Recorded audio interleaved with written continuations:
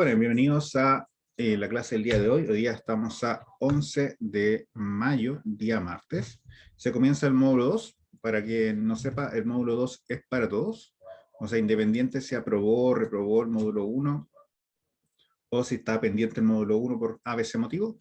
Todos están ahora en el módulo 2, donde vamos a tener la misma, o sea, vamos a tener nuevas pruebas y ese tipo de cosas. O sea, estas notas solamente involucran al módulo 2, no involucran a otro módulo. Fechas importantes: el 3 de marzo, abril, mayo, de junio, tenemos el test número 1, o sea, el único test que hay, que es el 40% de la nota, y el 22 de junio tenemos el certamen. Las personas que aprueban este módulo y que también tengan el módulo anterior aprobado, ya aprueban el curso, lo tendrían que en más clases conmigo, y las personas que hayan reprobado uno de los dos módulos, inmediatamente después de del 24, comenzaría el módulo de repetición, que eso sería por el mes de julio, porque ya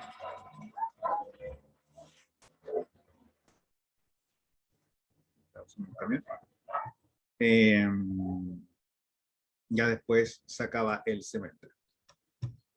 Así que eso. ¿Qué más? La nota de las personas que dieron examen o los recuperativos aún no las tengo. Una vez que las tenga, se las voy a enviar por correo. Y creo que es eso. No hay nada más pendiente. No hemos revisado el certamen 1, me parece.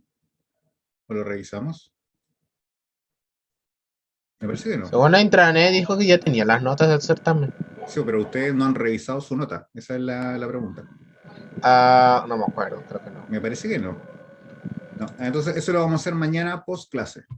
Mañana miércoles, terminando la clase, las personas que quieran revisar su nota se pueden quedar y lo hacemos igual que las otras veces. Se crean salas individuales y revisamos eso. Y también el examen, si es que ya tengo las notas listas. ¿Qué más? ¿Qué más? ¿Qué más? Se acaba de subir también el texto del módulo 2 y las guías también a ADECA, así que ahí la pueden descargar para trabajar. Las guías se subieron, todas las guías del módulo. Ya, eso. Bueno, y el resto sigue normal. 3 clases a la semana, 40 minutos aproximadamente. En caso extraordinario nos vamos a pasar un poquito más, pero la media va a ser de 40 minutos. Eso. ¿Alguna duda, alguna consulta? Lo que dijo usted acerca de la revisión de la prueba que iba a ser post clase, ¿se refiere a post clase? O sea, en el caso de mañana, ¿después de las 11:50 o después de las 11? A la hora que terminemos la clase nosotros. Yo creo que como la 11 o por ahí. Ya. Esa me refería porque tenemos una parte sincrónica y la otra asíncrona. Pero también está incluido dentro de la clase. Correcto.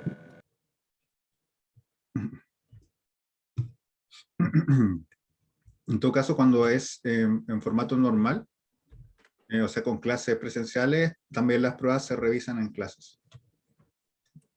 ¿Tomás? Tenía el micrófono. No lo Sí, escucho. no estoy escribiendo, se me pasó a activar porque tengo los controles del Zoom activados. Ah, ya, perfecto.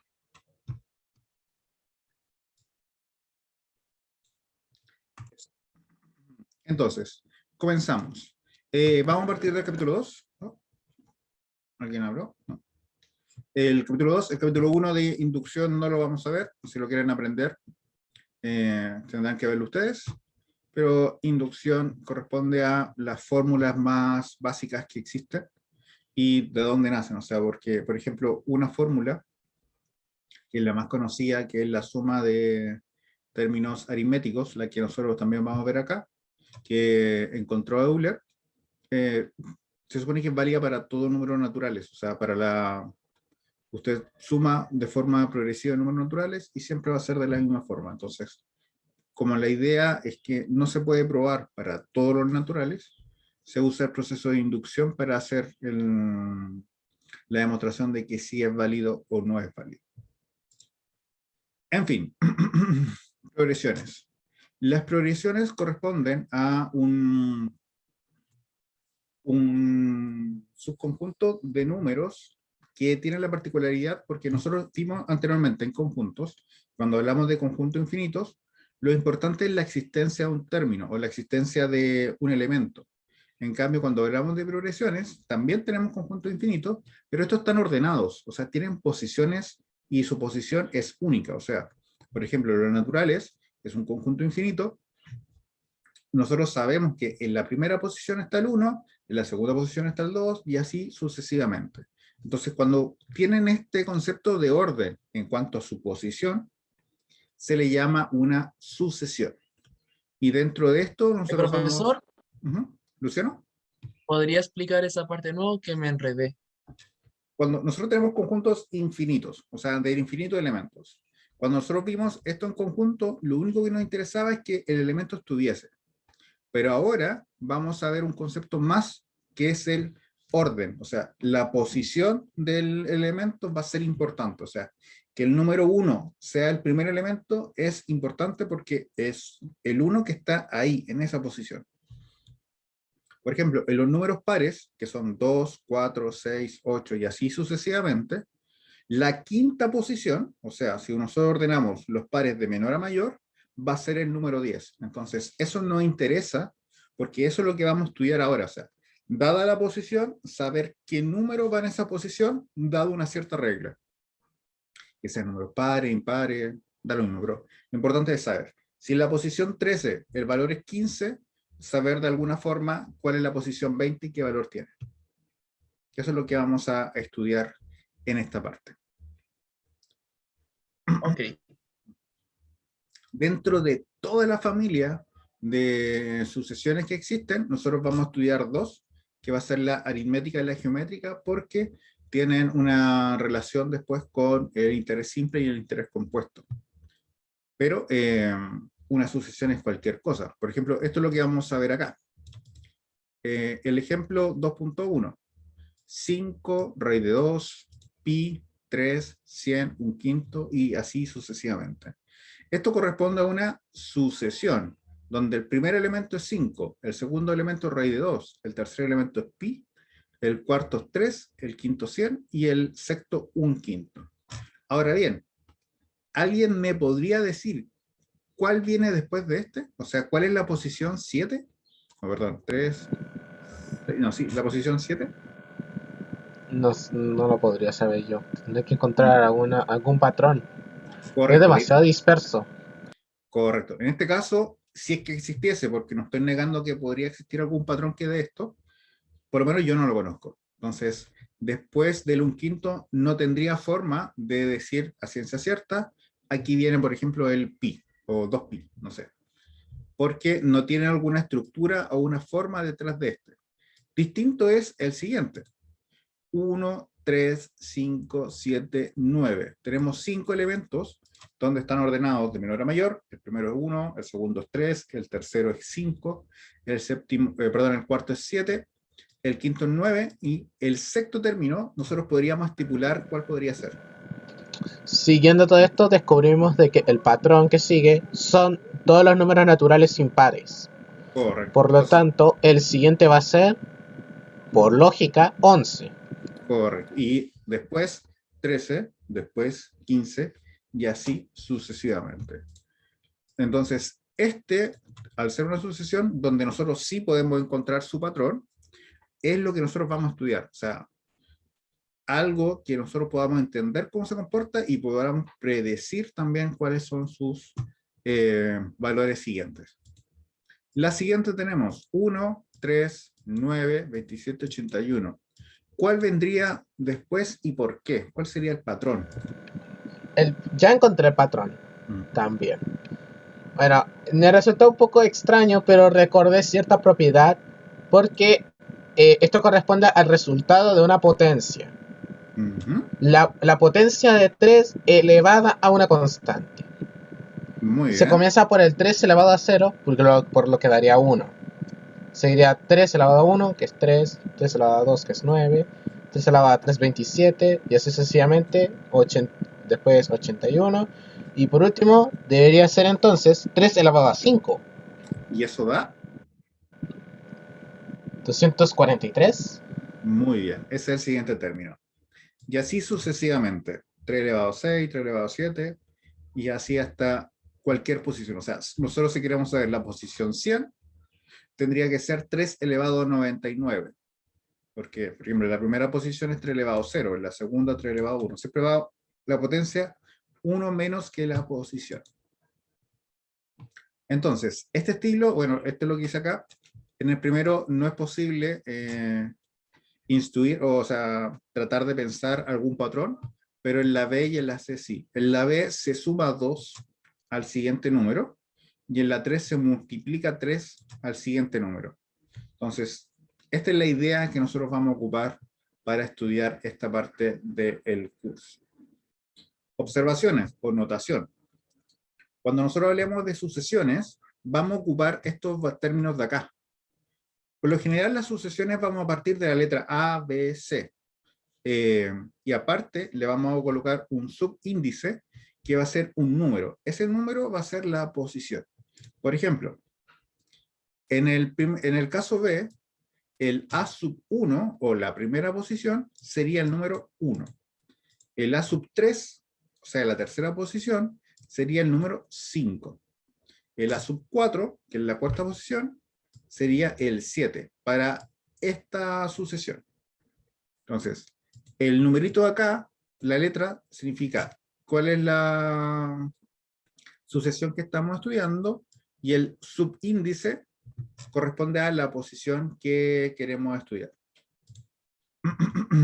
Como notación general, cuando nosotros hablemos de un término cualquiera, se le va a llamar A sub n, donde n va a ser un número entero, o sea, perdón, un número natural que nosotros vamos a evaluar, que su notación más correcta sería esta, dando a entender que n es un número natural, pero para nuestro nivel de matemática, las posiciones siempre van a ser naturales. No vamos a tener la posición 2,5 o la posición pi. Por lo tanto, simplemente se coloca A sub n y listo. No tiene algún otro tipo de notación. Cuando nosotros encontramos cuál es la forma, la estructura, cómo predecir el valor numérico dada la posición, este concepto se le llama término general y se define como la letra A sub n. Por ejemplo, veamos el ejemplo 2.2. Tenemos un medio, 2/3, 3/4 y así sucesivamente. Recordemos que el un medio corresponde a la primera posición, el 2/3 corresponde a la segunda posición, el 3/4 corresponde a la tercera posición. Por lo tanto, la estructura que va asociado a esto es que arriba, en el numerador, va la posición, cuando la posición cualquiera es n, y abajo, en el denominador, va la posición más 1. O sea, por eso quedaría n más 1. Por ejemplo, si nosotros evaluamos esta fórmula cuando n vale 2, sería la segunda posición, sería 2 partido por 3, que efectivamente es la posición número 2. Si yo evalúo cuando n vale 3, sería 3 partido por 4, que efectivamente es la tercera posición. Si yo quiero saber la posición 147, evalúo esta fórmula en el número 147 y me daría 147 dividido 148. Ese es el valor de la posición 147 en esta sucesión. Por eso Profesor, importa. ¿lo podría explicar de nuevo que me perdí? ¿En qué parte se perdió? ¿Hasta dónde más o menos llegó? En- Es que no en general no entiendo. Por ejemplo, las fracciones pasan donde dice n partido de n más 1. Uh-huh. Eso no entiendo bien. Lo que pasa es que esta es la fórmula donde nosotros, el n como tales son las posiciones. Entonces, esta es la fórmula que nos da cada una de estas posiciones. Porque esta es la sucesión, donde el primer término es 1 partido por 2. El segundo término es 2 partido por 3. El tercer término es 3 partido por 4. Entonces, la fórmula que estudia este comportamiento dice que arriba va la posición y abajo va la posición más 1. Y esto lo evaluamos porque esto es una fórmula donde yo le inserto la posición y me va a dar el valor asociado a esta posición. Por ejemplo, si lo evalúo en 3, me debería dar 3/4. Comprobamos. Cuando n vale 3, sería 3 partido por 4, que efectivamente es la tercera posición. No sé si Ahora quedó entendí, más. profe. A ver. Entonces, aquí yo puedo evaluar en cualquier n. La única restricción es que n tiene que ser un número entero, porque para nosotros las posiciones son un número entero. Así que yo puedo saber, por ejemplo, la posición 124, simplemente evalúo cuando n vale 124 y me va a dar un resultado. Por ejemplo, acá, el ejemplo 2.3. Tenemos 1 partido por 3, 4 partido por 5, 9 partido por 7. Entonces nos piden encontrar el séptimo término. Acá la idea es descubrir cuál es la fórmula asociada a esta sucesión y luego encontrar, o sea, evaluar esta fórmula cuando n vale 7, porque ese es el séptimo. Por lo general, Sería, profe, sería n dividido en n más 2, ¿o no? veamos. N partido por n más 2. Cuando n vale 2, sería 2 partido por 4. Y el segundo término es 4/5. Por lo tanto, no es correcta la Casi. suposición.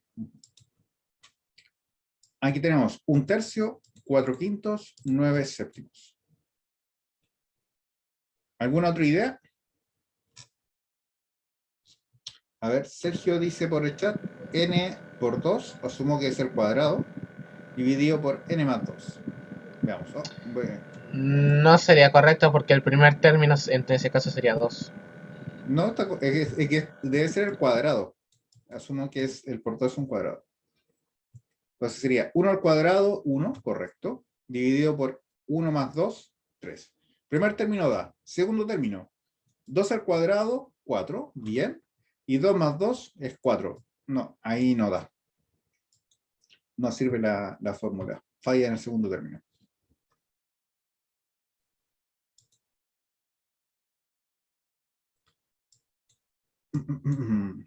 Uno, 3, segunda posición, 4, 5, tercera posición, 9 y 7. Fernando dice, n al cuadrado dividido por 2n más 1. Veamos. Cuando n vale 1, sería 1 al cuadrado, 1, dividido por 2 por 1 más 1. 2 por 1 es 2, más 1 es 3. Está correcto.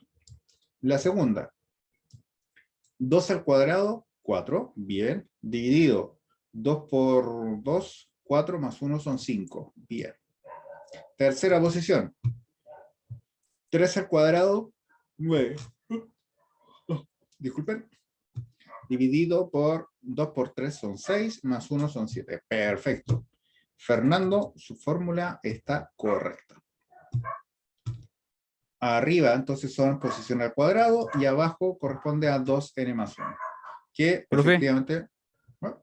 ¿Matías? ¿O alguien quiere hablar? Sí.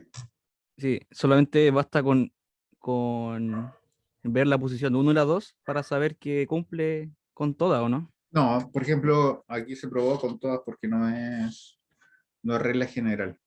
Es más, si nos ponemos más quisquillosos, matemáticos mucho más talentosos que yo, han llegado a conclusiones, o sea, por ejemplo, está la posición 1, 2, 3, 4.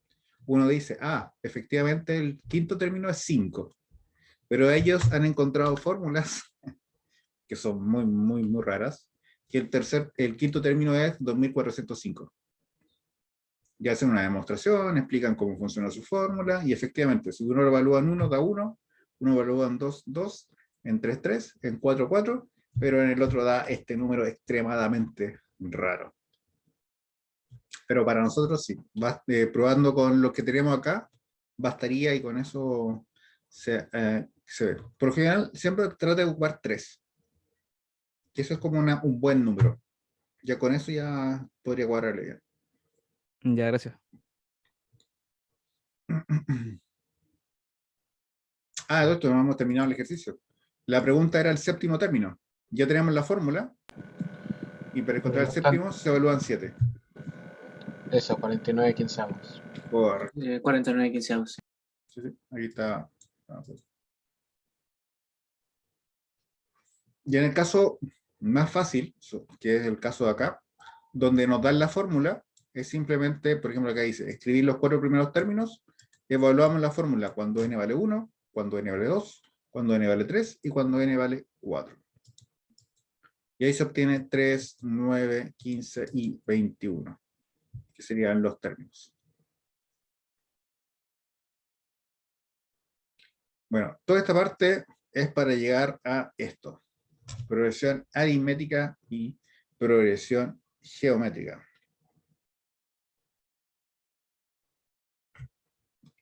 La progresión aritmética es una de las progresiones que nosotros vamos a ocupar más. Esta corresponde a una sucesión donde cada término al siguiente se le suma una constante. Esta constante se le va a conocer con la letra D porque se le va a llamar diferencia. O sea, la diferencia, cuando se habla en el concepto de progresión aritmética, es la constante que se le suma para obtener el siguiente término. Por ejemplo, una progresión geométrica que es muy conocida por todos nosotros es los números naturales, donde la primera posición es 1, después 2, 3, 4, 5, y así sucesivamente, donde al siguiente término, para obtenerlo, se le suma 1. Otra progresión aritmética que es bastante conocida son los números pares. La primera posición es 2, después viene el 4, después viene el 6, después viene el 8, y así sucesivamente, porque al siguiente término se le va sumando una constante, y esta constante es el número 2. Entonces, todas las progresiones que tengan esta estructura, donde se le va sumando una constante, se le va a llamar con el nombre de aritmética, y la constante que se va sumando o restando, dependiendo del caso, se le va a conocer como diferencia. Acá, por ejemplo, bueno, aquí está un ejemplo, pero no quiero saltar esto, no, tampoco, no hay ejemplo, pero, no, acá está la propiedad. Pero lo que quiero decir es, antes de llegar un poco más adelante, este valor D puede ser positivo, como lo hemos visto con los naturales y con los pares, pero también puede ser negativo. En el caso de ser negativo, la diferencia es que al siguiente término va siendo un número cada vez más pequeño porque se le va restando una constante. Y el caso que nunca vamos a estudiar, pero que teóricamente existe, es cuando la diferencia es 0. En ese caso sería una progresión muy aburrida, que sería, por ejemplo, el número 5, que sería 5, 5, 5, 5, 5, 5. Sería una constante, porque como no hay cambio, no hay variación, simplemente es todo el rato el mismo número. Insisto, ese caso es teórico, no lo vamos a trabajar nunca porque no hay nada que analizar en ese caso. Entonces, por ejemplo, acá el ejemplo 2.5, tenemos menos 5, menos 2, 1, 4, 7 y 10. Entonces podemos asumir que el siguiente término es 13, porque la diferencia es 3, porque es el número que se va sumando para obtener el siguiente. Un dato que no es menor. Cuando nosotros sabemos que una progresión es una progresión aritmética, para obtener la diferencia basta restar dos números consecutivos para saber cuál es esa diferencia. Por ejemplo, el 4 menos 1, 3. 1 menos menos 2, 3. Menos 2 menos menos 5, 3. Siempre cuando se restan dos números consecutivos, una progresión aritmética, se obtiene la diferencia D. Profesor, ¿y el término inicial y diferencia, eso no sabría cómo se responde eso? La diferencia es esta constante, que se está sumando cada número para obtener el siguiente. Y el primer término es el que está el primero. Sale, por ejemplo, en este caso, menos 5 es el primer término, porque es con donde se inicia la progresión. Y después con el D, en este caso sumar 3, se va obteniendo el segundo, después se va obteniendo el tercero, el cuarto, y así sucesivamente. Lo que O pasa es que, sea, el término inicial vendría siendo -5 y la diferencia el 3. correcto. Ah, ya. Ah, ahora, ¿qué problema nos genera eso?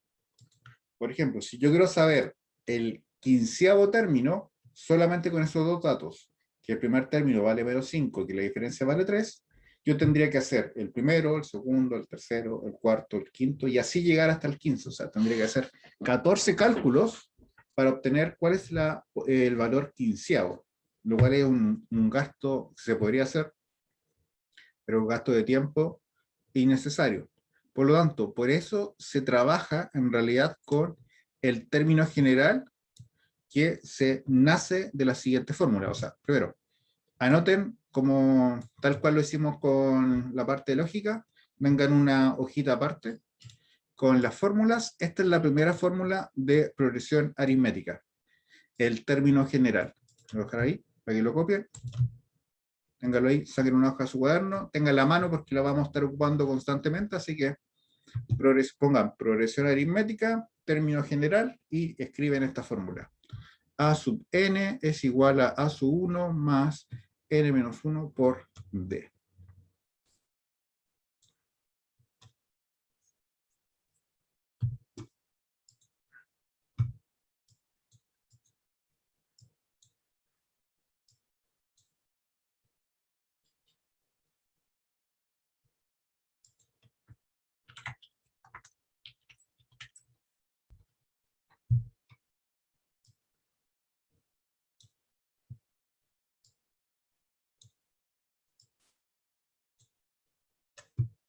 ¿Ya?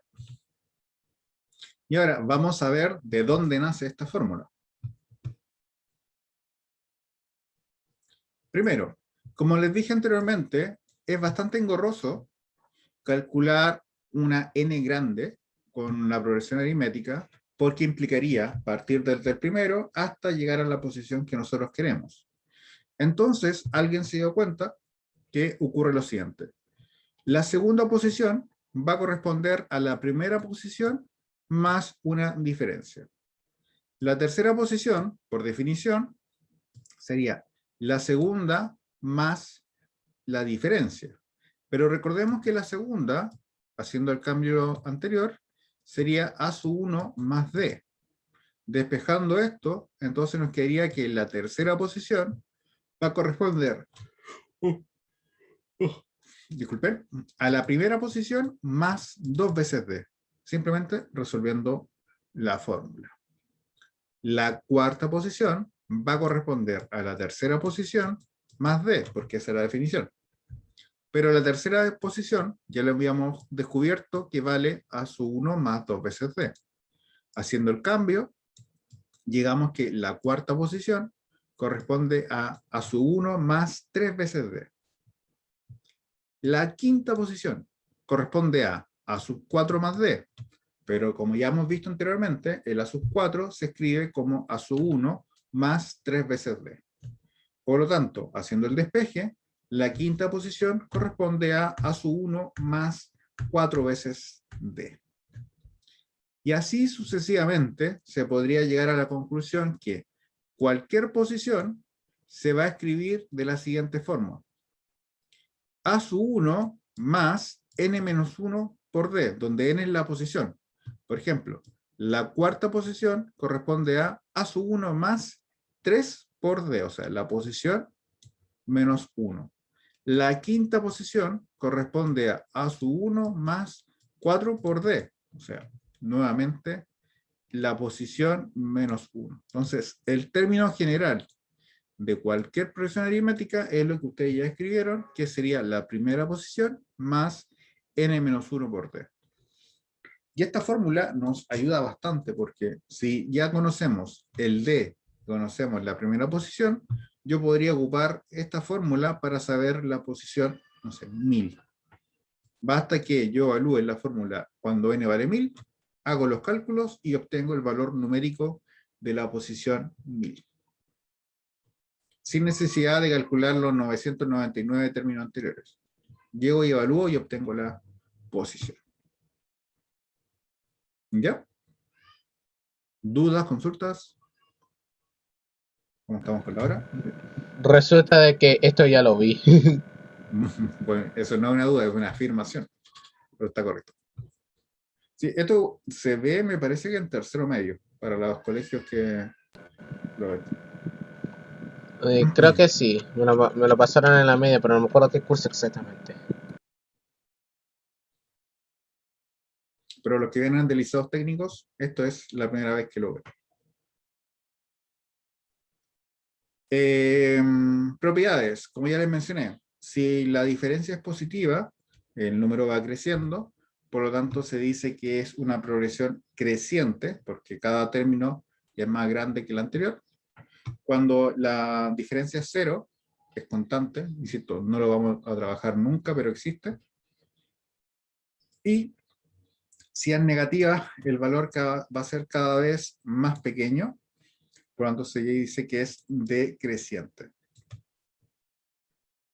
El término general de una progresión aritmética, dado por ejemplo acá, nos dan las primeras 1, 2, 3, 5 posiciones, y nosotros tenemos que encontrar su término general. Entonces, primero, el término general recordemos que es la fórmula que está acá. Nos importa solamente dos datos, cuánto vale el A sub 1 y cuánto vale D.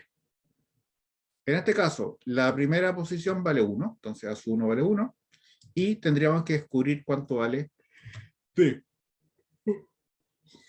Para esto tenemos que restar dos términos consecutivos, por ejemplo, 3 medios menos 1, o en realidad cualquiera de estos dos términos consecutivos. El D vale exactamente 1 medio, o 0,5. Por lo tanto, para encontrar el término general, basta con evaluar la fórmula. El primer término vale 1, el D vale 1 medio, se multiplica término-término y se reducen términos semejantes. Por lo tanto, la fórmula quedaría expresada de esta forma: n más 1 partido por 2. Y eso es todo. Profesor, ¿Mm? ¿habrá alguna situación en que va a tener que ser positivo? Que no entendí porque este era negativo. ¿En positivo en qué sentido? Es que usted restó 3, 3,5 menos 1. Ujú. ¿Y Sí, por qué no puede ser, por ejemplo, lo sumo? lo que pasa es que para obtener la diferencia, si yo sé que al siguiente término le sumo una constante, le sumo la constante d, para saber cuánto vale esto, lo contrario es restar. Por eso, porque la fórmula es sumar una constante, sumar una constante, sumar una constante. Entonces, si quiero saber cuánto vale esta constante, resto un término menos su anterior. Entonces está acá, por Ah, y ejemplo. ahora entiendo. Perfecto. Y eso. Y ya para mañana queda la suma de términos. Profe, ¿Mm? ¿y si en una asociación no se le puede ver a simple vista su término general? O, por ejemplo, que tiene términos aleatorios técnicamente. O sea, que hay No veces lo, que suma 2, suma 4. no lo estudiamos en este curso, pero existen formas de poder trabajarlo. Ah, ya, eso es que pensé que también pasaba eso. No, no. Me parece que ustedes tienen un curso después, más adelante, de criptografía. Y criptografía se ve en ese tipo de estudios. Que uno lo que hace es agrupar términos que tengan cierta estructura y en función a su posición, darle una fórmula. Pero eso se ve en criptografía. En este curso no. Hasta el caos más caótico tiene un patrón, o sea, tiene un Correcto. orden. En ese caso, podría haber una contradicción con los números irracionales. Sí, pero hasta cierto punto no, porque tú los números racionales puedes hacer tender una estructura, pero no un 100% de seguridad que te lo va a dar. O sea, cuando uno crea algo que quiere simular el caos, tiene que saber que va a cometer un pequeño margen de error.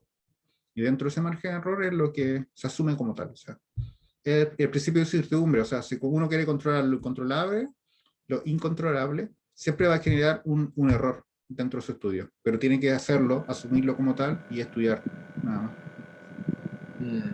Interesante teoría. O sea, no es algo que yo haya pensado, pues. Todos los libros que se empiezan a estudiar este tipo de cosas lo dicen al principio, o sea, son herramientas, pero todas las herramientas tienen un error asociado. En fin, jóvenes, hasta aquí ya. Mañana partimos con la suma y terminando la suma los ponemos a hacer ejercicios. ¿Ya? Eso, jóvenes. Que estén muy bien. Nos vemos y nos vemos mañana. Chau, chau. Chau, Profe. Profe.